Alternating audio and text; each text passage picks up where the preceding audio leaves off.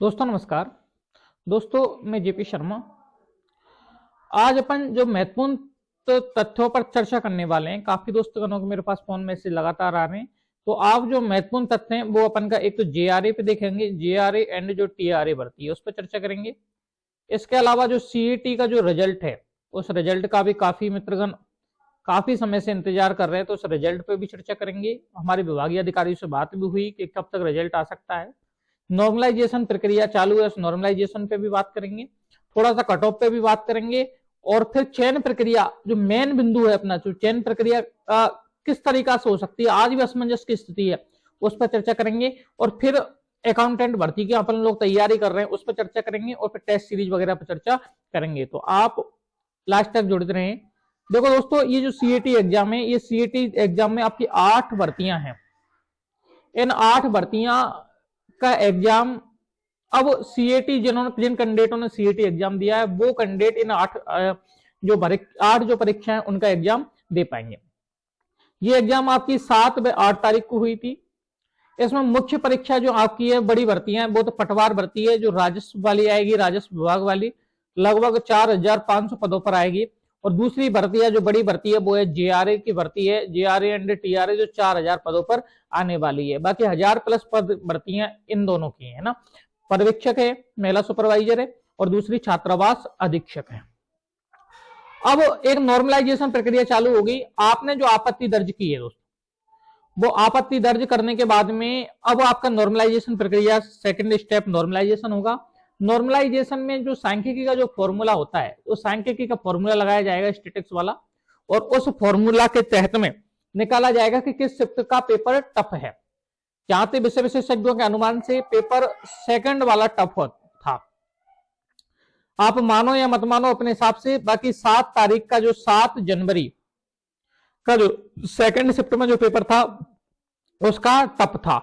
और विषय विशेषज्ञों के अनुसार जो 7 तारीख का जो मॉर्निंग वाला पेपर था वो था इजी। तो 7 तारीख को जो सेकंड पेपर वाले में उनमें मिलने के चांस बन रहे हैं दोस्तों, 5+ नंबर बढ़ने के चांस बन रहे हैं, और 5- नंबर कटने के चांस बन रहे हैं जनवरी 7 तारीख का जो मॉर्निंग वाला था उसमें। 3 तारीख वाला में 2+ होने की संभावना, जबकि 4 जो 4th शिफ्ट है, यानी तीसरी शिफ्ट में 2+ की, और 4th शिफ्ट में उसमें 2- होने की संभावना बन रही है। अब एक्चुअल पोजीशन तो आपका रिजल्ट आएगा ना, उस रिजल्ट कब तक आएगा उसका भी मेरे अधिकारियों से क्या वार्ता हुई, उस पर सब चीज पे अपन चर्चा करेंगे। तो अपन वीडियो के लास्ट तक जुड़े रहें। अगर आप नए हो तो सूचना पाने के लिए आप इस यूट्यूब चैनल को सब्सक्राइब कर दें, शेयर कर दें, और एक हमारा टेलीग्राम ग्रुप है जो आपको कमेंट बॉक्स में उसकी लिंक है, उस टेलीग्राम ग्रुप को भी ज्वाइन कर लें। आफ्टर नॉर्मलाइजेशन स्थिति ये रहने वाली है। आफ्टर नॉर्मलाइजेशन की स्थिति है, आफ्टर नॉर्मलाइजेशन कट ऑफ रहने की स्थिति ये है। ये किसकी कट ऑफ है? ये है 15 गुना की कट ऑफ। अगर भर्ती एजेंसी 15 गुना लेती है तो उसकी ये है। भर्ती एजेंसी के पास 2 ऑप्शन है, मैं आप दोनों की चर्चा करूंगा, आप लास्ट तक बने रहें। पहली बात तो ये है दोस्तो68 कि भर्ती एजेंसी अगर 15 गुना लेगी तो जनरल वाला 170 पे सेफ है, कहीं कोई इशू नहीं है। जनरल फीमेल 168 पे सेफ है, ओबीसी वाला 160 पे सेफ है, फीमेल 158 पे सेफ है, ईडब्ल्यूएस 155 पे सेफ है, फीमेल 158 पे सेफ है, एमबीसी 150 पे सेफ है, फीमेल 148 पे सेफ है, एससी 145 पर, फीमेल 142 पर, एसटी 140 पर, फीमेल 145 पर, और एमई जो मंत्रालय एम्प्लॉई है वो 130 पे सेफ है, क्योंकि इसमें फीमेल और मेल होता नहीं है, मेल फीमेल नहीं होता है मंत्रालय में, डायरेक्ट इसमें सीट आती है। जो 12.5% आरएसआर जो नियम है, इसका जूनियर अकाउंटेंट नियम 1963 के तहत उनके लिए 12.5% रिजर्व रखी जाएंगी एलडीसीओ के। ये एलडीसीओ के लिए ये साफ भर्ती नियम में लिखा हुआ है, इसमें कोई दो राय नहीं है। अब अगला जो क्वेश्चन था उन क्वेश्चनों पर अपन चर्चा करते हैं। चयन कैसे होगा इसको समझो। देखो ये मेन पॉइंट है, चयन कैसे होगा। तो चयन जो आधारित है, पहली बात तो मैं आपको एक ही बार बता देता हूं कि ये चयन प्रक्रिया क्या है, मुख्य परीक्षा पे है। मुख्य परीक्षा, और मुख्य परीक्षा जो लेगी, मुख्य परीक्षा जो करवाएगी भर्ती एजेंसी, वो डिसाइड करेगी। एक है भर्ती एजेंसी। अब इस भर्ती एजेंसी के पास 2 ऑप्शन है, इधर समझो। भर्ती एजेंसी के पास 2 ऑप्शन है, पहला ऑप्शन और दूसरा ऑप्शन। पहला ऑप्शन तो ये है कि ये भर्ती एजेंसी न्यूनतम मार्क रखेगी। क्या रखेगी? न्यूनतम मार्क। न्यूनतम मार्क रख दी, मान लो भर्ती एजेंसी ने न्यूनतम मार्क रख दिए कि 60% जनरल और 55% है वो कौन है? अदर, रीड की तरह। या फिर दूसरी कंडीशन ये रख दी कि ये भर्ती एजेंसी कितना गुना लेगी? 15 गुना। कितना गुना? 15 गुना। लेकिन इस भर्ती एजेंसी को जहां तक हमें सूचना मिली है, हमने भी नोटिफिकेशन पढ़ा है, विभागीय अधिकारियों ने भी हमें बताया है कि या तो 15 गुना, और 15 गुना अगर इसको लेना होगा तो कैसे लेगी? 15 गुना में आरक्षित वर्ग अनुसार साफ लिखा हुआ है, आरक्षित वर्ग अनुसार ये 15 गुना लेगी। अब आरक्षित वर्ग अनुसार का तो मतलब ये है कि 4000, कोई दोस्त ये कह रहा था 4000 का 10%। अरे मैं भाई अनुमानित बता रहा हूं, मैं कैलकुलेशन नहीं बना रहा हूं, मैं आपको समझा रहा हूं कि कैसे चयन होगा। 4000 में आपको कैटेगरी बांट दी जाएगी, general, OBC, ST, SC, MBC, EWS और लास्ट में एमई।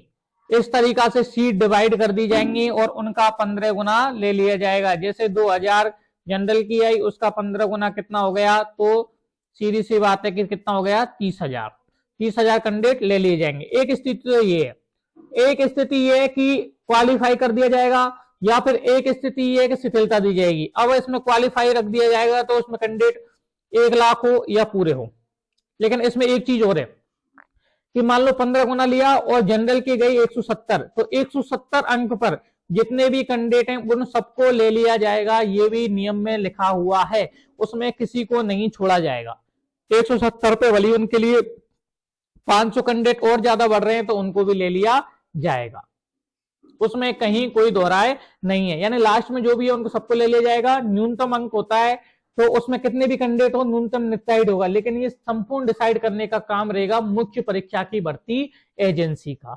आपकी सीईटी परीक्षा तो कोई नौकरी की जिम्मेदारी नहीं देती है, ये एक पात्रता परीक्षा है। इसमें एक तरीका से सबके नंबर शो कर दिए जाएंगे, कहीं कोई तो राय नहीं है। तो ये दो प्रकार अपने चयन हुआ, एक तो न्यूनतम मार्क, एक है 15 गुना। ये आपके रूल्स में लिखा हुआ है, विभागीय अधिकारी द्वारा भी यही सूचना दी गई है जो रूल्स में लिखा हुआ है। अगला देखो, क्या शिथिलता दी जाएगी? अगला पॉइंट ये था, क्या शिथिलता दी जाएगी?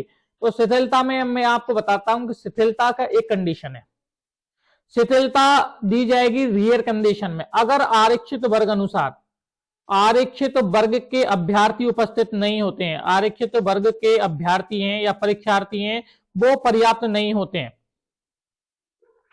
तो अगर परीक्षार्थी पर्याप्त नहीं होंगे तो उस स्थिति में क्या दी जाएगी? शिथिलता। लेकिन शिथिलता वाले कंडीशन में ये है कि मान लो कि एसटी के कैंडिडेट उपलब्ध नहीं हुए और 45% गई और उनको शिथिलता दे दी, और शिथिलता करने के बाद में 35% रह गई।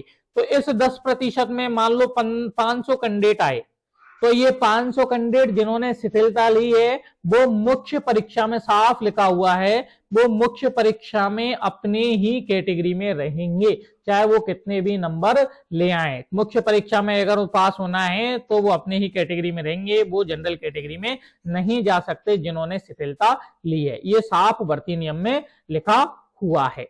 तो शिथिलता की स्थिति में तो मुझे ना के बराबर चांस लग रहे हैं शिथिलता के, क्योंकि एक चीज है कि मुझे नहीं लगता कि 15 गुना कैंडिडेट उपलब्ध नहीं होंगे। ऐसा कोई पेपर भी नहीं था कि 15 गुना कैंडिडेट उपलब्ध ना हो न्यूनतम मार्क्स से। न्यूनतम हो सकता है 40% से नीचे तो ये लेंगे भी नहीं, तो 40% तो मुझे नहीं लगता कि 60 क्वेश्चन किसी के भी सही ना हो और 60% से ऊपर हो। मुझे लगता है कि शिथिलता वाला चांस तो ना के बराबर मिलने की संभावना है। अगला पॉइंट क्या था देखिए,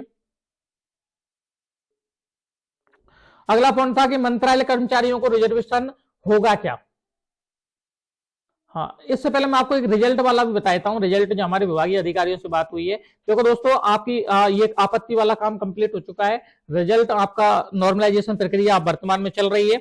नॉर्मलाइजेशन प्रक्रिया होने के बाद में आपका विद इन 15 दिन यानी 15 फरवरी की उन्होंने बोला है कि 15 फरवरी तक आपका जो रिजल्ट है वो रिजल्ट शो कर दिया जाएगा विथ नॉर्मलाइजेशन की। और रिजल्ट शो होने के बाद में ही आपका पता चलेगा कि कौन कौन से क्वेश्चन डिलीट हुए, कौन सा नहीं हुआ, क्लियरिफिकेशन जब ही होने वाला है। तो कहीं कोई दोहराए नहीं है, आपका रिजल्ट 15 फरवरी तक आने की पूरी संभावना है, क्योंकि ये भर्तियां जो बजट घोषणा होगी उनमें तमाम नई भर्तियां आने वाली भी हैं। आपके लिए बहुत बड़ी खुशखबरी है, क्योंकि ये बजट है वो एक तरीका से बेरोजगारों के लिए ही है। आगे देखिए, मंत्रालय कर्मचारियों को रिजर्वेशन तो सीधी सी बात है भाई मिलेगा।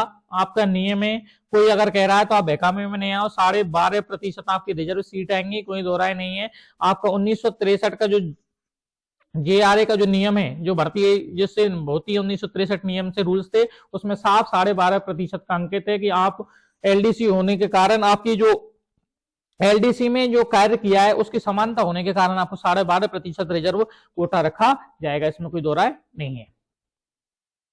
अब क्या करना चाहिए, तो जिनके इतने नंबर आ रहे हैं वो भाई वेट करो, तुम्हारी इच्छा है। बाकी आपको सीएटी 10+2 दे लो, और जो जेआरए एंड टीआरए भर्ती है उनकी आप लोग तैयारी करो। हमारे जो टेलीग्राम ऐप है उस टेलीग्राम में भी मैं आरएसआर, जीएफ इंडिया और ऑडिट के नियमित क्यूज चलाता हूं, और अगर आपके इच्छा अनुसार अगर आप बताते हो तो मुझे कमेंट करके जरूर बताएं, तो मैं आपके नियम आपके इच्छा अनुसार डेली के डेली अपन आरएसआर, राजस्थान सेवा नियम, GF and AR, general finance audit नियम, जनरल फाइनेंस जो नियम है जीएफ एंड एआर के, account rules, general finance and account rules, और जो ऑडिट जो अपन की है, और इसके अलावा अकाउंटेंसी नियमित उसके पेपर भी अपन सॉल्यूशन करा सकते हैं, नियमित अपन उनकी क्लास भी चालू कर देंगे।